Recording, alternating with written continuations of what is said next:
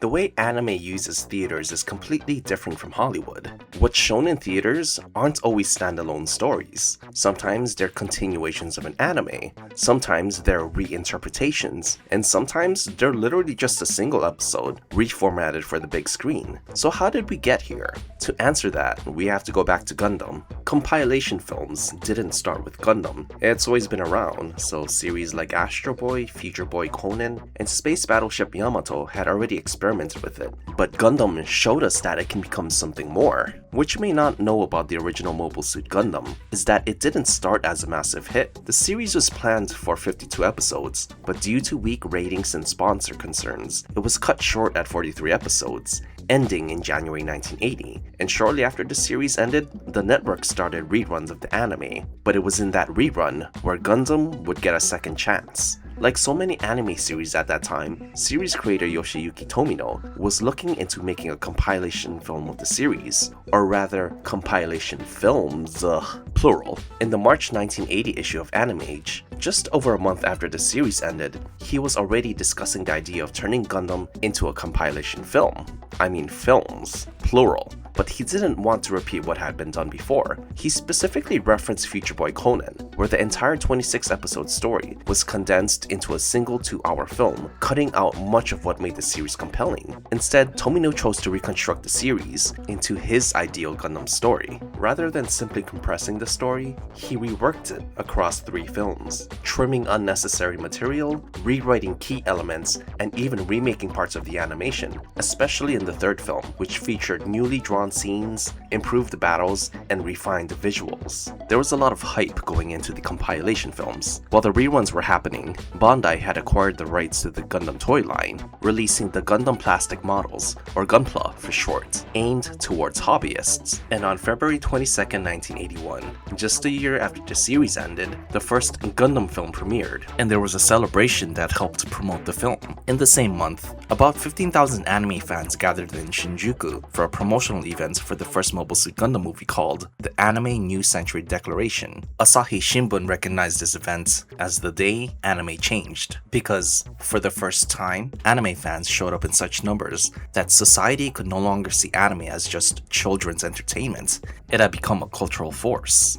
Tomino had succeeded. His films showed that theatrical releases weren't just a way to retell a story, they were a way to improve it. And from that point on, the role of anime films began to evolve. Years later, Neon Genesis Evangelion would take this even further, using films not just to retell a story, but to reinterpret it entirely, offering alternate endings, new perspectives, and deeper thematic exploration. And eventually, the industry flipped the formula completely. Instead of adapting TV into movies, anime began using movies as essential parts of the story itself. We saw this with the disappearance of Haruhi Suzumiya, which continued the story directly from where the anime left off. And in more recent years, Demon Slayer Mugen Train. Mugen Train is especially important. Mugen Train was very pivotal to how the anime industry approaches story arcs. This movie made an incredible amount of money, even during the COVID pandemic, at a time when theaters were struggling worldwide. Unlike the old Gundam compilation films that condensed television episodes into movies, with additional added stuff, Demon Slayer did the opposite. Mugen Train was originally produced as a theatrical film because its story fit a movie format, but after becoming a cultural phenomenon and Rengoku winning the hearts of fans, it was expanded back into television, complete with a new Rengoku episode and additional material, allowing the franchise to reach both moviegoers and television audiences. I know Dragon Ball Super sorta did this when they adapted the Battle of the Gods and Resurrection F movie, but those movies were adapted as the first 2 arcs of the series, instead of as arcs that fit between 2 stories. This created something new,